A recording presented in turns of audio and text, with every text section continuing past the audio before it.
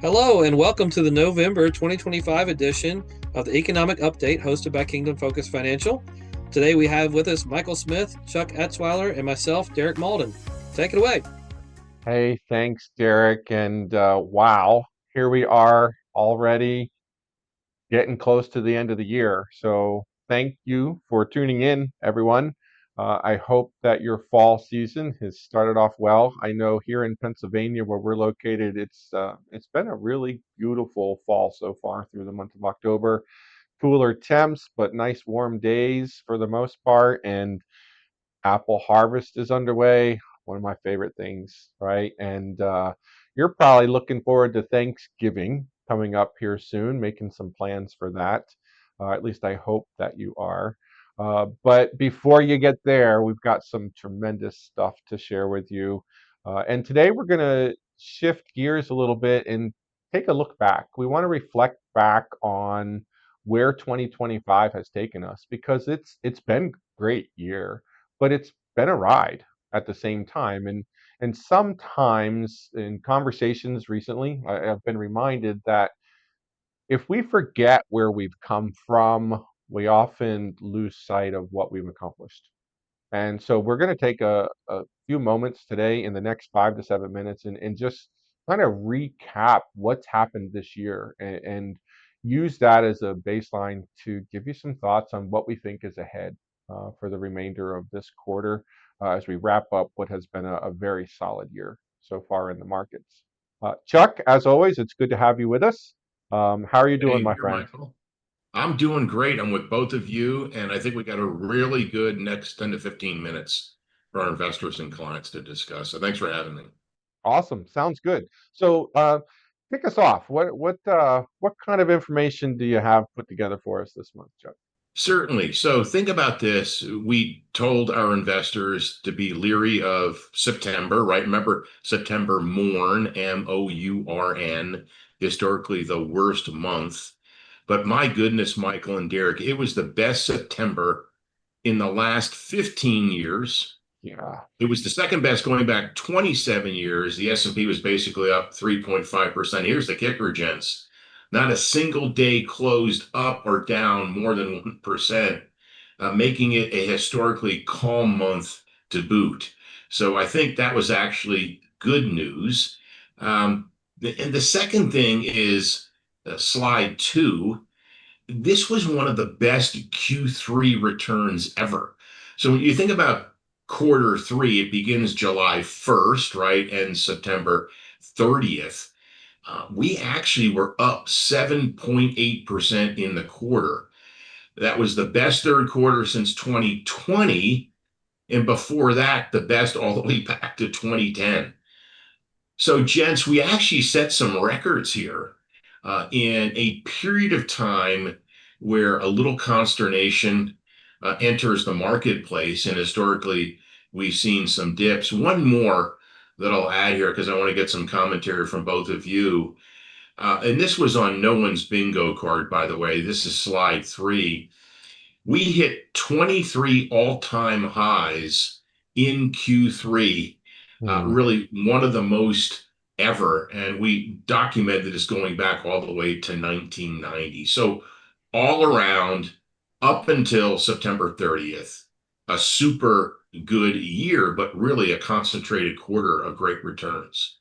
Yeah. So, Yeah. Chuck, I know you might know some of this off the top of your head.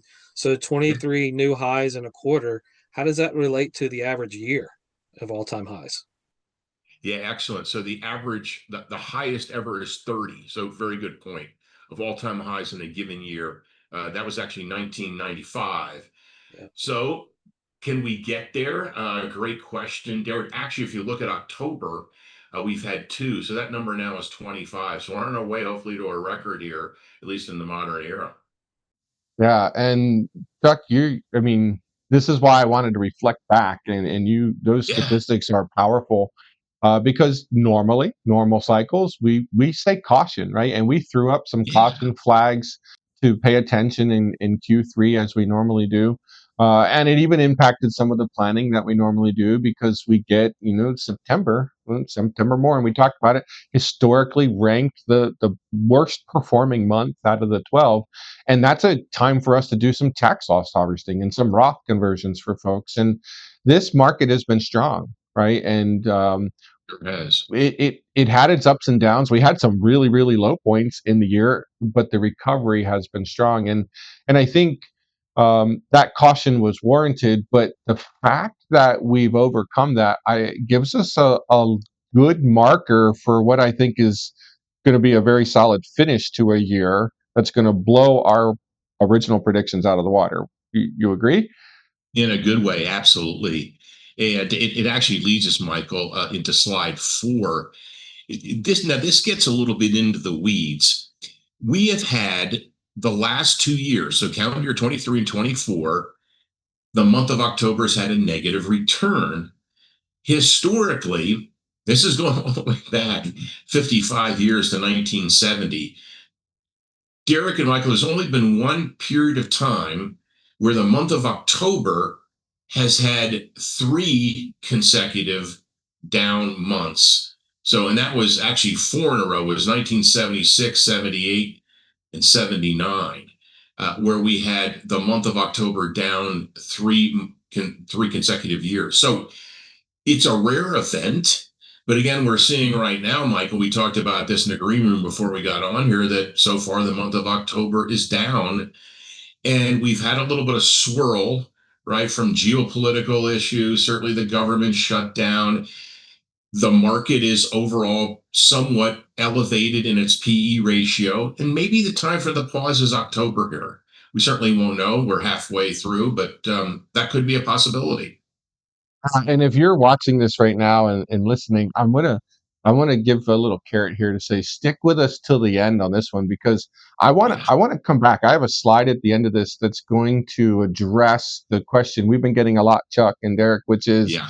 wow, this market is so overgrown right now. And remember, I said sometimes when we forget where we came from, we lose sight of what we've accomplished. And so I'm going to put a slide up at the end that'll help put that in perspective. And I really strongly feel like we've got some room for this to run yet as we look ahead to finish out this year. So. Yeah, great point, Michael, because what I'm going to talk about here is slide 5. You think about the month of October, right? It's probably, at least in the annals of history, it's omnibus in that we had the 29 crash, we had the 87 crash, and of course, we all remember 2008 when the equity markets really took a dive. So we have this kind of this cognitive, if you will, in our mind, this ability to recall these major events that happened in October. Now, if you go back and you look, go back 75 years to 1950, go back the last 20, the last 10, even a post-election year, which this is, presidential election year, the month of October actually isn't that bad. Even considering some of these historic crashes, it's the third best month on record.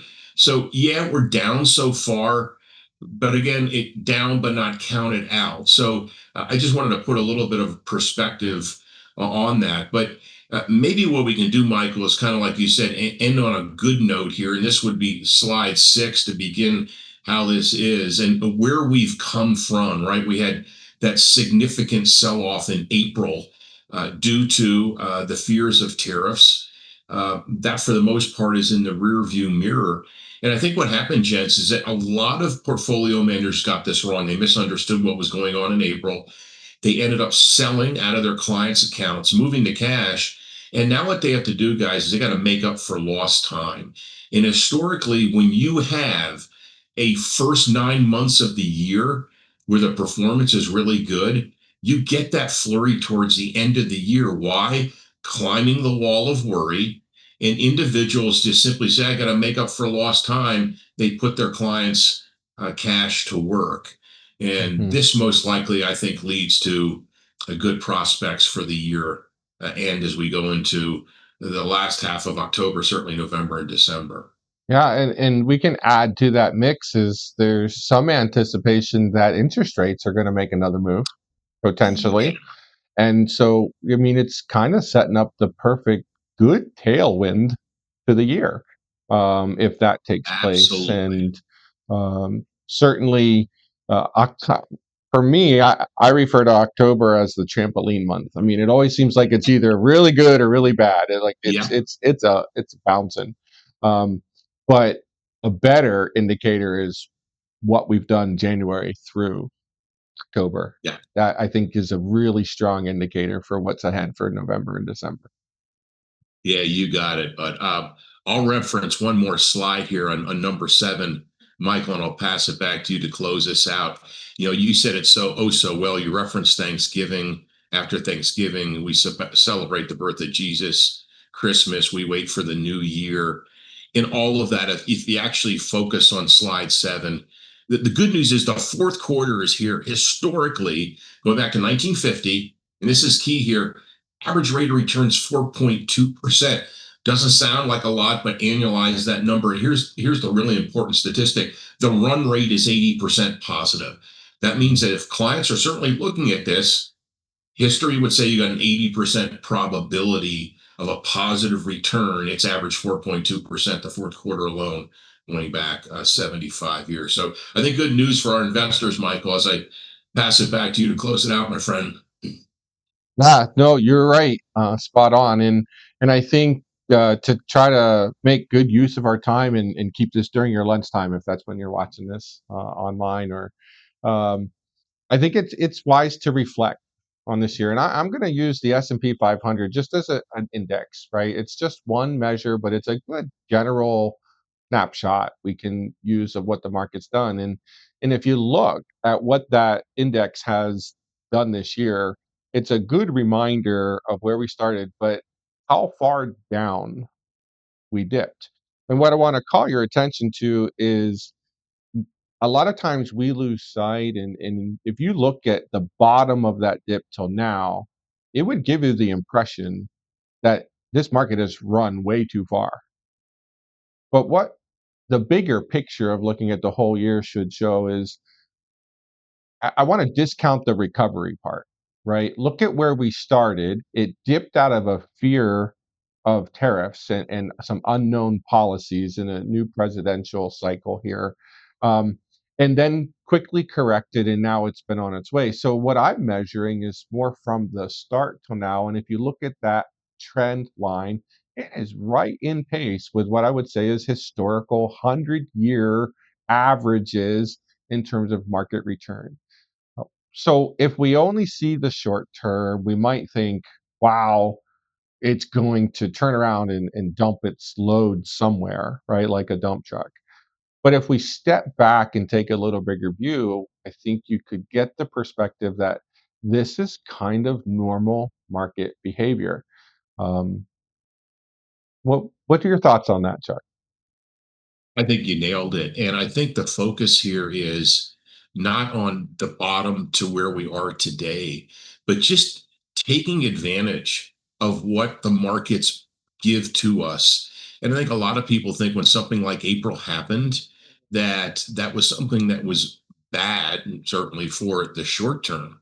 But overall, it's the fuel that's going to probably take us to the end of the year with a nice little flurry, because some individuals got it in correctly. They got to pile back in, and that's going to push us up here, most likely in our estimation, to finish the year strong.